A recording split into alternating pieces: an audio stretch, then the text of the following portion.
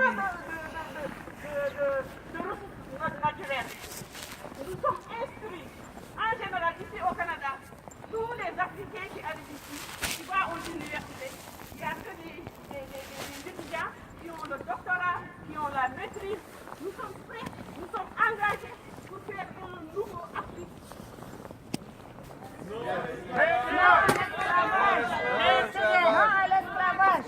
Maintenant, je veux passer la parole à un homme qui, comme là, que je l'ai rencontré pour la première fois à la ville de Montréal. Où est-ce qu'il est? Où est-ce qu'il est? Il s'en vient, il s'en Quand je vient. l'ai rencontré pour la première fois à la ville de Montréal, je lui ai demandé est-ce qu'il connaît un médecin, un homme politique, qui est un lutteur, qui n'a pas peur, qui sait défiler, parce que je lui avais pas dit au Québec. Alors il m'a dit Salvador Allende. C'est lui. Tout le monde.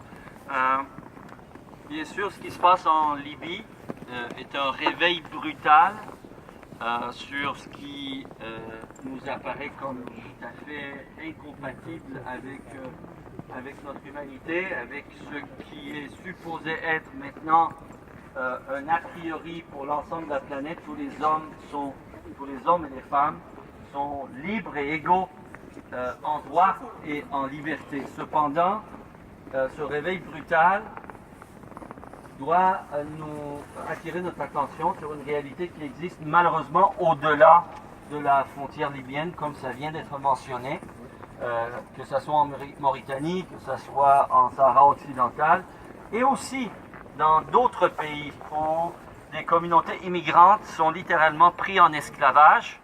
Ça se passe malheureusement dans les pays du Golfe Persique. On pense à plusieurs pays du Golfe. On pense à l'Arabie Saoudite où des centaines et des centaines, sinon des milliers de femmes philippines. Mais on pense également au centre même de l'Empire, c'est-à-dire aux États-Unis. Là, je ne reviendrai pas sur le détail de tout ça, mais ce qui est certain, c'est que le gouvernement québécois et le gouvernement canadien peuvent jouer un rôle. D'abord et avant tout parce que des milliers d'Afro-Québécois, des centaines de milliers d'Afro-Canadiens s'attendent rien de moins de la part de M. Couillard et de M. Trudeau de prendre une initiative, de prendre un leadership, de talonner les dirigeants occidentaux, de mettre fin aux politiques anti-migratoires, aux politiques injustes qui se pratiquent en Europe, mais aussi au Canada. On a accueilli plusieurs dizaines de milliers de Syriens, mais ce n'est rien par rapport aux millions de gens qui traversent terre et océan et qui fuient des conditions qui justifient leur migration.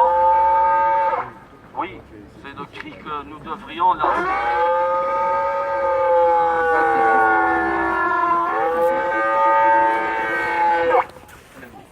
Alors, c'est nos pays, notre pays, c'est-à-dire nos gouvernements, que ce soit les gouvernements du Québec et du Canada, ont un rôle à jouer. Ça, c'est dans l'immédiat pour talonner les dirigeants occidentaux, pour talonner les dirigeants européens de mettre fin à cette hypocrisie qui consiste à refouler des milliers de migrants et qui entretiennent cette situation. Mais au-delà de ça, c'est sûr que c'est notre rôle également de rappeler à nos gouvernements qu'à la base, c'est l'esclavage économique auquel est assujettie l'Afrique depuis trop longtemps, avec la complicité de dirigeants corrompus, qui eux devraient avoir honte, pas les hommes et les femmes en dignité qui luttent aujourd'hui ici comme ailleurs. C'est les dirigeants africains et leurs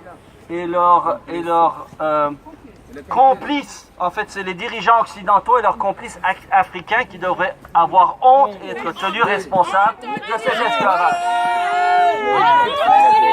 Nous sommes à votre service. Il y a eu, Makakoto se rappellera, il y a à peu près 2 semaines, une motion à l'Assemblée nationale, mais nous devons aller au-delà de cette motion symbolique et on a un travail à faire pour talonner, moi et Maka, le Premier ministre Couillard, mais également une initiative à prendre auprès des députés fédéraux et du gouvernement fédéral. Merci. Non à l'esclavage. Et maintenant, nous avons passé la parole à un grand orateur. Je n'ai pas besoin de les nommer, il arrive là.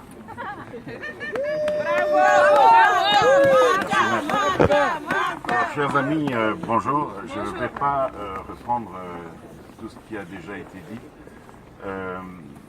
Et Amir a bien souligné l'action menée à l'Assemblée nationale dans le dessein de dénoncer ce qui s'est passé récemment en Libye et qui date déjà, car depuis 2011, Amnesty International et d'autres entités avaient déjà dénoncé ce qui se passait en Libye, mais ça n'attirait pas grande attention à travers le monde. Il a fallu un document vidéo diffusé sur CNN pour déclencher